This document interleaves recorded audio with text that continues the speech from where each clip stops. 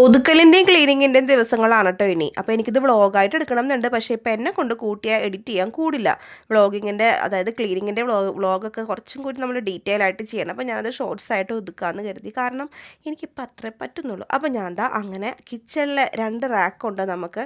2 റാക്കല്ല, 2 തട്ടുണ്ട് ഒരു റാക്കിൽ തന്നെ. അപ്പോൾ അതിൽ നിന്ന് ഓരോ സാധനങ്ങളും സെപ്പറേറ്റ് ചെയ്ത് മാറ്റി ആവശ്യമുള്ള പാത്രങ്ങൾ കയ്യെത്തും ദൂരത്തും അല്ലാത്തതൊക്കെ അങ്ങേ അറ്റത്തോട്ടൊക്കെ തള്ളി വെച്ചു. പിന്നെ എന്താ നമുക്ക് അത്യാവശ്യം വേണ്ടുന്ന പലചരക്ക് സാധനങ്ങളൊക്കെ വെക്കുന്നത് ഞാൻ ഇതിൻ്റെ അകത്താണ് കേട്ടോ. അപ്പോൾ അതൊക്കെ അതിൻ്റെ അകത്ത് ആവശ്യമുള്ളതൊക്കെ ആക്കി വെച്ചത് നിറച്ചിട്ടില്ല, നിറയ്ക്കണം നമുക്കപ്പോൾ തുടച്ച് ക്ലീനാക്കി വെച്ച് സെറ്റാക്കി വേഗം വെക്കാമല്ലോ. പിന്നെ ഫ്രിഡ്ജിൻ്റെ മുകളിലെ പൊടിയൊക്കെ തൂപ്പിച്ചത് അന്നമ്മനെ കൊണ്ടാണ് കേട്ടോ.